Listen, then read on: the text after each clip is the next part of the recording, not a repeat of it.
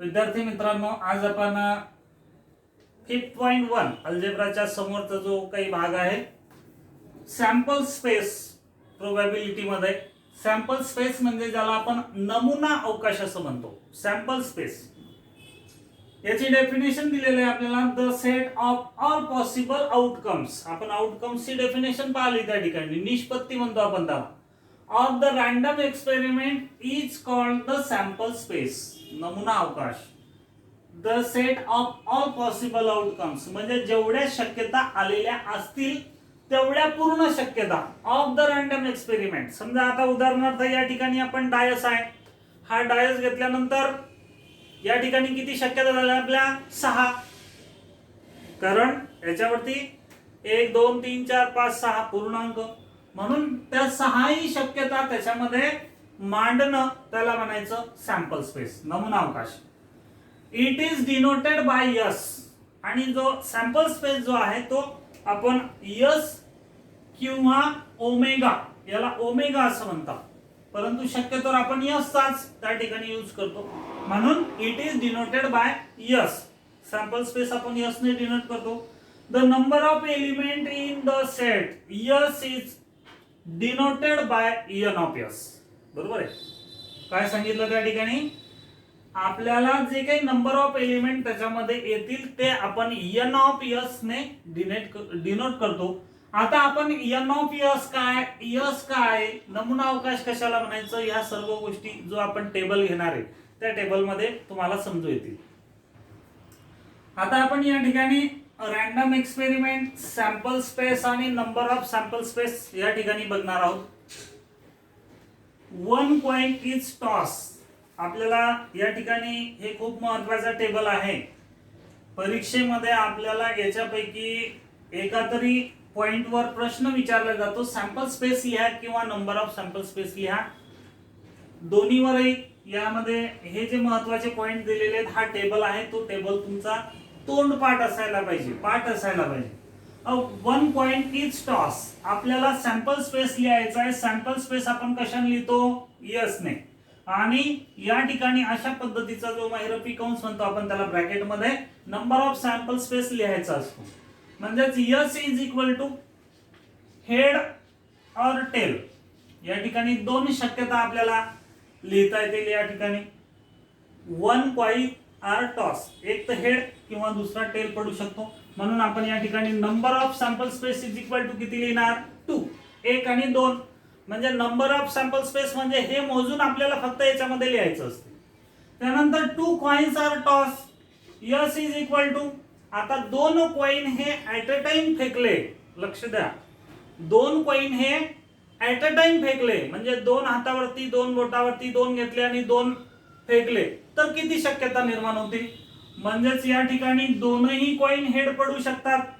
Head head, head tail, एक head एक tail पडू शकतो. टेल हेड आणि टेल टेल. अशा पद्धतीनं ह्या 4 शक्यता आपल्याला त्या ठिकाणी सांगता येतील. म्हणून नंबर ऑफ सॅम्पल स्पेस किती झाला? 4. आता 3 coins are toss. S is equal to 3 coins are toss. Already म्हणजे ऍट अ टाइम 3 कॉइन आपण वर फेकत आहोत. किती पॉसिबिलिटी निर्माण होतील? तर त्या कशा लिहायच्या आहेत? काळजीपूर्वक लक्ष द्या. आपण सुरुवातीला लिहू तीनही हेड. तीनही हेड पडू शकतात. तीनही coin at a time head पडू शकतात. Head head tail. आता फक्त काय करत चला तुम्ही, सुरुवातीला आपण टेल आणलं, टेल मध्ये घ्या, टेल 1 नंबरला घ्या, असं करू आपण. हेड हेड टेल, त्यानंतर हेड टेल हेड आणि त्यानंतर टेल हेड हेड. कळलं असेल तुम्हाला. आपण इथं काय केलं? तीनही हेड घेतले, शेवट टी घेतला, मध्ये टी घेतला आणि अलीकडे टी घेतला. म्हणजे हे सिरियल क्रमांक तुम्हाला लक्षात ठेवायला सोपं जाईल.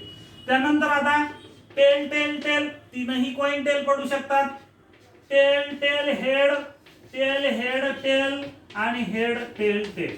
वरील प्रमाणे आपण जसं केलं तसंच. इथे तीनही टी घेतले, त्यानंतर शेवटी एच आणला, मधात एच आणला आणि अलीकडे एच आणला. म्हणजे आपण त्याला सरकवत आणलं. आणि म्हणून n of S is equal to 8. 1 2 3 4 5 6 7 8. 8 possibilities त्या ठिकाणी तयार झाल्या. A die is thrown. A die is thrown. आता आपण त्या ठिकाणी डाय घेतलेला आहे, डाय आपण त्या ठिकाणी पाहिलेला आहे की नाही. आता आपण डाय पाहिलेला आहे, याच्यावरती जर आपण पाहिलं तर या ठिकाणी आपल्याला 6 पॉसिबिलिटीज त्या ठिकाणी तयार होतील. Yes is equal to 1 2 3 4 5 6.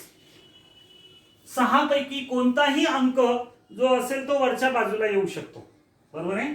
या 6 पैकी कोणताही एक अंक आपण डाय थ्रोन केल्याच्या नंतर वरच्या बाजूला येऊ शकतो. म्हणून इथं किती पॉसिबिलिटीज तयार झाल्या? 6. म्हणून n of s is equal to 6. कळलं.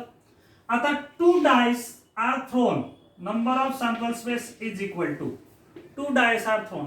2 डायस ऍट अ टाइम आपण थ्रो केले, 2 डायस. आता एकावरती 6 पॉसिबिलिटीज आपल्याला दिलेल्या आहेत आणि दुसरा जो डायस असेल तर या दुसऱ्या डायसवर सुद्धा 6 पॉसिबिलिटीज आपल्याला दिलेल्या असतील.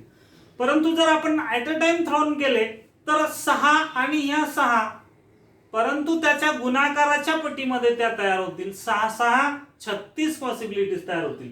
कशा तयार होतील मी 2 मिनिटात सांगतो, पटकन पहा. 1 1 1 2 1 3 1 4 1 5 आणि 1 6. म्हणजे एका सोबत ह्या 6 पॉसिबिलिटीज तयार होतील. ठीक आहे. तसंच 2 1 2 2 2 3 2 4 2 5 आणि 2 6. तसं 3 1 3 2 3 3 3 4 3 5 आणि 3 6. ठीक आहे. म्हणजे एकापासून 6, दुसऱ्यापासून 6, तिसऱ्यापासून 6, अशा पद्धतीनं 1 2 3 4 5 6. आता तुम्हाला कळलं असेल 36 पॉसिबिलिटीज कशा तयार होतात आपल्या पुस्तकामध्ये तुम्हाला दिलेल्या आहेत, त्या तुम्ही बघून घेऊ शकता. ठीक आहे. तर 36 पॉसिबिलिटीज तयार होतील आणि म्हणून या ठिकाणी जो सॅम्पल स्पेस येईल तो n of s is equal to 36. केव्हा? ज्यावेळेस आपण 2 डायस आर थ्रोन, तर ते आपण लक्षात ठेवायचं. ठीक आहे. त्यानंतर पुढे आपल्याला दिलेलं आहे a card is drawn from 1 to 25. 1 ते 25 पर्यंत जर संख्या असतील त्या कार्डवर लिहिलेल्या, त्याच्यापैकी एक कार्ड आपल्याला काढायचं यादृच्छिक प्रयोगानं. म्हणजेच या ठिकाणी 1 2 3 dash dash dash 25. So n of s किती होईल? 25. ओके, समजलं. त्यानंतर 52 प्लेइंग कार्ड्स, आपले जे कार्ड्स असतात कोणते, ज्याला आपण कॅट म्हणतो, पत्ता. ओके. तर याच्यामध्ये किती कॅट असतात? कॅटमध्ये पत्ते किती असतात? 52. आणि या 52चं आपण वेगवेगळं त्याच्यामध्ये डिव्हिजन केलेलं असते. 13 पत्ते, 13 कार्ड्स हे वेगवेगळे असतात. 13 बदामचे असतील, 13 किलवरचे असतील, 13 त्यामध्ये राजा राणी वगैरे धरून असे 13 पत्ते आपल्याला सर्व माहित आहेत. आणि एकूण किती असतात? 52 कार्ड्स असतात त्यामध्ये. तर त्याचा सॅम्पल स्पेस किती? n of s is equal to 1 2 3 dash dash dash 52. आणि so n of s is equal to 52. तर अशा पद्धतीने आपल्याला जो नंबर ऑफ सॅम्पल स्पेस आहे, नंबर ऑफ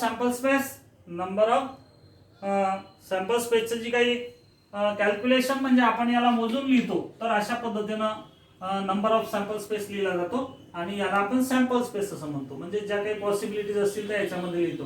तर विद्यार्थी मित्रांनो, आपल्याला हा जो टेबल आहे खूप महत्वाचा आहे. ते तुम्ही तोंडपाठ ठेवायचा आहे. 1 coin are toss, 2 coin are toss, त्या ठिकाणी पॉसिबिलिटीज किती तयार होतात. ठीक आहे.